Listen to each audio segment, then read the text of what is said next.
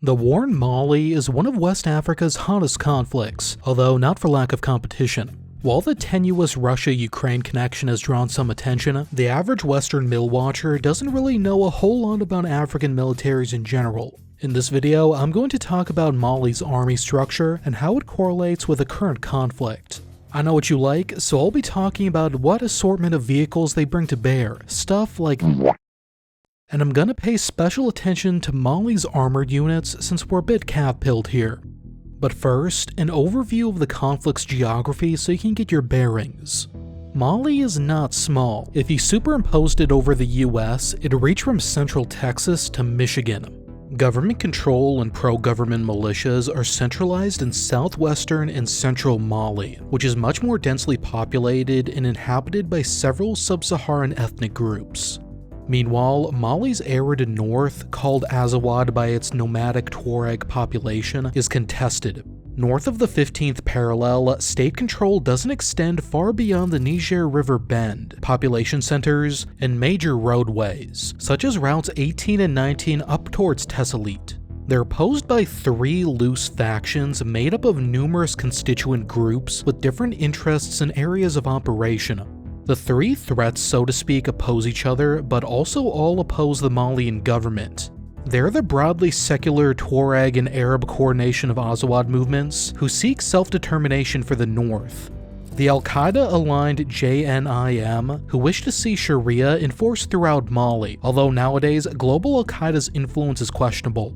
And the Islamic State Sahel Province. The secular coalition had actually been in a formal peace agreement with the Malian government since 2015, but hostilities resumed in 2023. This was triggered by the UN's withdrawal from Mali at the junta's request, as the UN's MINUSMA mission was charged with monitoring the peace agreement and identifying human rights violations. Islamist activity extends significantly further southwest than the secular Tuareg rebels. The JNIM-affiliated Messina Liberation Front, for example, is centered around the ethnically Fulani region of Mopti. In the late 2010s, they were responsible for 3/4 of JNIM-attributed fatalities and the vast majority of attacks targeting civilians. They've executed violence in Mali's westernmost province and into Burkina Faso, far from the cause of Tuareg nationalism. Mali is supported by the Russian Wagner Group for now, and in November of 2023, they were able to seize Kidal from the Tuaregs. But Malian forces arguably place support for Wagner's more aggressive operations on their behalf than the other way around. This is shown by Wagner possibly losing as many or even more men during the Battle of Tinzouatin alone than the French did during their entire 9-year involvement. Now, how does the structure of the Malian army, abbreviated FAMA, play into the conflict? Mali is basically split into 8 military regions, alternatively called defense zones. They're sort of brigade-sized in terms of organic units under the command of a colonel, but are roughly tied to the country's regions. They're equivalent to provinces. Going down the list, first region covers the Gao and Menaka regions in Mali's east, while the second covers Ségou. The third covers the capital of Bamako and the region of Koulikoro. The fourth covers Kayi in the west. The fifth covers Timbuktu and Tao-Deni to the northwest. The sixth covers Mopti. The seventh covers the Kidal region in the extreme northeast. And finally, the eighth covers Sikasso south of the capital. To put this organization into context, the Battle of Tinzouatin in July of 2024, where dozens of Russian Wagner mercenaries and Malian soldiers were killed, took place in the 7th Region's area along the border with Algeria.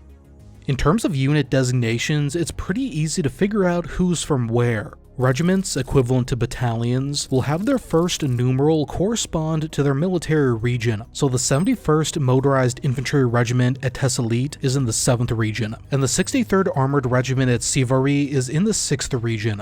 Those regiments' constituent companies, batteries, or squadrons will then have numbers that correspond to their parent regiment. So for example, the 11th Regiment has companies numbered the 111th, 112th, 13th, 14th, and 15th. The first company is usually a command and logistics company. However, there's a parallel system of joint commands to coordinate armed forces assets part of Operation Malako. Mali's counter-terrorism, counter-guerrilla operation in the country's east around Ansar Dine and Tuareg rebel strongholds, and the central Niger River bend where the Messina Liberation Front operates. A similar Operation Keletigi covers the west. At the high level, Operation Malako is split into two theaters called Joint Theater Command Posts, commanded by an Army senior colonel. The Eastern Theater covering Kidal, Gao, and Manaka, and the Central Theater covering Ségou, Mopti, Timbuktu, and Tao-Denis. These are further divided into sectors that roughly correspond to military regions, going so far as to share a commander in most cases, but are for the most part numbered differently. In the Eastern Theater, Sector 1 covers Military Region 1 based in Gao, the only easy one. Sector 2 is synonymous with Region 7 covering Kidal. Sectors 3, 4, and 5, meanwhile, make up the Central Theater, corresponding to the 5th, 6th, and 2nd region respectively. The 3rd and 4th regions to the west are generally referenced in relation to Operation Keletigi, and in November of 2023, they were aligned under a new Southern Theater. Malian infantry are largely mounted on pickup trucks for patrolling, as well as larger trucks for administrative moves and delivering humanitarian aid. Toyota Land Cruisers and Korean Kia KM450s based on the American Kaiser Jeep M715 are big workhorses. Although, as with any military using non-standardized equipment, there are a variety of models in service. In 2020, it was reported that Mali received 53 vehicles from Algeria. Among them, a number of Chinese Dongfeng EQ 2050s, which are basically Humvee equivalents. And they have some French-provided vehicles like the Akmat ALTV and Mastech T4, although neither the French or Chinese vehicles seem to come close to the Toyotas and Kias. All of these vehicles have been seen mounting a variety of armaments, but the high-frequency ones are Soviet, 7.62 PKs and SG-43s, 12.7mm Dishkas, NSVs, Kords, and Chinese W-85s, 14.5mm anti-aircraft machine guns, 23mm autocannons, AGS-17 grenade launchers, recoilless rifles, and rocket artillery. I've even now seen them mounting a BPU-1 turret cannibalized from a BTR-60PB or BRDM-2 in the bed of a pickup truck several times. That includes both the Toyota Land Cruiser and KM450s. They're sometimes mixed in with more conventional technicals. Chat, you can't get mad at me, I think he's part of the cute little guy club. In addition to light vehicles, MRAPs, or mine-resistant, ambush-protected vehicles, have been one of the more transformative capabilities acquired since the Afro-French intervention of 2013.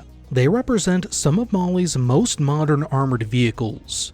In 2014, 1 year after Operation Serval, Mali received 14 Bastion armored personnel carriers based on the VLRA truck. They were issued to the 134th Recon Squadron in Gao, although this has since been redesignated a motorized infantry company. They were trained in basic cavalry concepts, scouting techniques, convoy escort, and countering IEDs by the EU's Light Armored Training Team in Mali, manned by the Italian 3rd Cavalry and 31st Tank Regiment. Mali received 13 more Bastions procured with EU funding from Malian forces part of the G5 Sahel Joint Force before its withdrawal in May of 2022. In May of 2019, 29 South African-produced Casper MRAPs were provided by Germany. The same year, 19 Marauder MRAPs were bought from South Africa for 55 million rand. At least some of them are equipped with 14.5mm turrets. 24 Storm 4x4s based on the Toyota Land Cruiser 79 were procured from Qatar in 2019 as well, and 30 or 35 Typhoon MRAPs and 15 Cougar APCs from the UAE in 2020. Immediately before the 2021 coup, Germany equipped Mali with an additional 30 Puma M36 MRAPs from OTT Technologies. To support their sovereigntist streak post-coup, they procured a number of Chinese VP-11 MRAPs as well, reported by some to be part of a larger 100-vehicle package of armored vehicles from China. Small numbers of European, Middle Eastern, and Chinese-sourced MRAPs were visually confirmed as lost during the Battle of Tinzhuatin. In terms of unit structure, the Malian army has both permanent administrative regiments and French-style task forces. I'll start with the regiments. The bulk of the army is made up of motorized infantry regiments, or RIMs. I don't know for sure how many they have, but the minimum number is 19 based on news articles and a Malian government report from 2021 pointed to me by my designated French guy Asalambra, DFG for short. But anyway, where a structure is listed, these regiments typically have a command and logistics company and 4 motorized infantry companies. The mysterious 54th Regiment in particular is supposed to have an additional support company as well, which, going by French parlance, is probably a weapons company. There's also the 33rd Parachute Commando Regiment, a nominally airborne unit and one of the units implicated in the Mora massacre, consisting of a command and logistics company, 4 commando parachute companies or CCPs, and an airborne training company. Keep in mind that Mali doesn't publish every regiment that exists necessarily, and they seem to go through redesignations and reorgs fairly frequently, so it could be more, but probably not a ton more. And that's not to say all these regiments are fully manned. I'm especially suspicious of the 53rd and 54th regiments, which were labeled as garrisoned in areas which weren't under government control as of 2021. There wasn't even a UN presence here, just Tuareg rebels and Al-Qaeda. The capital of TO&E isn't even a city, it's just the ruins of an old penal colony and a hand-dug salt mining site a few kilometers southwest. All of this area's supposed governors residence in Timbuktu. In addition to MRAPs, the Malians operate a number of more proper armored vehicles, although for the most part they're outdated. These seem to be largely operated by their cavalry arm. Mali's armored vehicle inventory is indicative of some of the vibes that were going on prior to the Afro-French intervention of 2013. That is, an under-equipped military that, proportional to the threat, was overinvested in conventional capabilities that it rarely deployed outside of its mostly secure southern areas. During the Cold War, the Malian army understood its primary mission to be security against other states, rather than the internal threats it faces today. A big conventional army is a great status symbol, and one the Malians leaned into after independence from France in pursuit of sovereign legitimacy. The fact that tank units have generally been stationed within 30 minutes to 3 hours of the capital, and at least one PT-76 was seen on the streets of the capital during the 2012 coup, but not much elsewhere, suggests they're more useful for regime preservation and clout than anything. Going down the list, Mali acquired 20 PT-76s from the Soviet Union in 1975, and at some point a number of T-54 medium tanks, possibly up to 14 according to the French government. Mali also received 18 Chinese Type 62s in the early 80s. This made up its proper tank inventory, although availability was low and the PT-76 in particular had issues with ammo supply. Other types of AFVs were more numerous. Mali's reported to have procured 20 BRDM-2s from the Soviets in 1975, plus an additional 44 from Bulgaria in the late 2000s. They received 10 BTR-60 PBs from the Soviets in 1983, 35 from Bulgaria in the 2000s, 10 from Ukraine in the early 2010s, as well as 9 BTR-70s. A small number of BMP-1s are in inventory, although they're probably not used, plus 5 Egyptian FOD APCs procured in the 80s. But it's questionable how much of this was available by the time of the 2012 Tuareg Rebellion. One French report suggests they only had 35 BRDM-2s and 18 BTR-60 PBs on hand. They've since taken delivery of at least 6 Chinese VN-2C infantry fighting vehicles as well, and maybe a handful of BRDM-2s and BTR-70s. The best I can tell, Mali has at least 5 cavalry regiments. The 14th Armored Regiment, 42nd Scout and Investigation Regiment, 63rd Armored Regiment, 74th Scout and Investigation Regiment, and 82nd Armored Regiment. Remember the first number is what region they're in. At one point, there was a 35th Armored Regiment at Kati that as of 2018 had the Army's T-54Bs. T-54s were seen on exercise in this area in the early 2010s, but in 2023, this was reported to be a motorized infantry regiment with a new camp under construction. In 2021, there was also a dilapidated T-54 at Cavalry, possibly associated with the 63rd Armored Regiment, although don't quote me on that. I've not personally seen a cavalry unit designated for the 2nd and 5th regions. Although called an armored regiment, the 14th is actually more or less the same as the Scout and Investigation regiments. It has a Command and Logistics Squadron, or ECL, and 4 Scout and Investigation Squadrons, or EEIs. But the 42nd and 74th regiments have 5 EEIs. In French phraseology, an EEI is a light reconnaissance unit, and they don't have any armor listed in this 2021 government report, so they're probably based on technicals and motorcycles. The 63rd Armored Regiment, meanwhile, has an ECL and 4 reconnaissance squadrons. It's unclear if there's any practical difference in real life, although in French terms, reconnaissance is usually a more offensive or combat-oriented task when compared to scouting, which is more stealth-oriented. In the last regiment, the 82nd, these units are prescribed armored vehicles.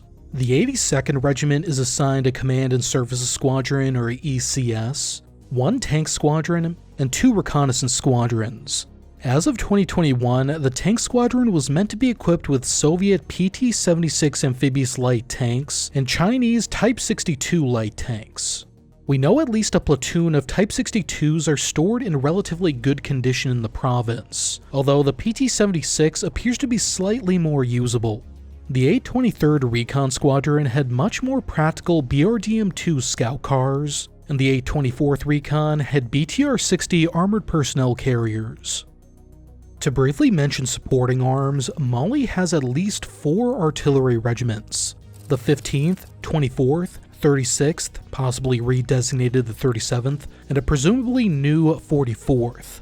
Available orgs show mixed regiments, each with a command and service battery, a battery of ZSU-23-4 Shilka SPAA, a battery of ZU-23-2 autocannons, truck-mounted as a relatively common technical configuration, a battery of BM-21 Grad rocket artillery, a battery of D-30 122mm howitzers, which have been referenced as not maintained, although they have been seen towed by Toyotas, and a battery of Grad 2Ms, which is a single-tube, tripod-mounted 122mm rocket launcher that can be man-packed by 5 people and was designed to use the same munition as the BM-21. As by far the simplest heavy indirect fire option beyond the mortars employed by the infantry, the Grad 2M was most usable by EU-trained task forces. In 2021, it appears they also formed a new 614th Field Artillery Battery with D-30 122mm howitzers at Cavalry trained by the EU, but the conversion of the 61st from a mixed regiment at Cavalry to a motorized infantry regiment at Douenza makes me uncertain. Regions 1, 2, and 3 also have an engineer regiment. Between these regiments are 5 combat engineer companies, 3 floating bridge companies, 2 construction companies that also have water purification duties, and an engineer river company. That last formation is a riverboat unit doctrinally capable of monitoring 6 to 8 kilometers of river day or night, crossing a combat platoon, and covering maneuver units conducting a wet gap crossing. The other units just have a detachment though, basically a reinforced company. Taking after French doctrine, the Malians employ battalion task forces called GTIAs, or Combined Arms Tactical Groups in French. These are composed of SGTIAs, or Combined Arms Tactical Subgroups, basically company teams that can operate semi-autonomously. These are generated using elements from different regiments, and, at least initially, were meant to represent the elite of the Malian army trained by European Union advisors. In theory, the original 4 GTIAs trained in 2014 were intended to consist of about 700 men with 60 to 80 vehicles. They're usually cited in the news as being led by commandants, the francophonic equivalent to a major, or lieutenant colonels, the typical rank of a regimental commander. They'd have a support and logistics company, 3 infantry companies with SPG-9 recoilless rifles and 60mm mortars in support, a platoon-sized commando detachment attached from the 33rd Parachute Commando Regiment, an armored squadron equipped with BTR-60 PBs, an engineer company attached from an engineer regiment, a Grad 2M rocket launcher battery, and 3 TAC-P teams from the Malian Air Force for guiding in airstrikes. A total of 8 European-trained GTIAs were stood up by 2016. The 33rd Parachute Commando Regiment recently stood up their own battle group called GTIA Nangui in 2023. Before, its detachments were usually an augmentation to conduct infiltrations, gather intelligence, and fix the enemy for the rest of the GTIA. Although the Malians notably had issues with coordinating the actions of multiple GTIAs in a single operation. Operation Kalatigi in western Mali also has at least 2 GTIAs named after the operation that units seem to rotate through. There's also GTIA Askia and Adrar operating near Kidal in late 2023. Learn more about Mali's conflicts with this video on Operation Serval, France's combined arms intervention requested by Mali to reverse a jihadist offensive. Just make sure to read the pinned comment when you get to 1117. I'll see you over there.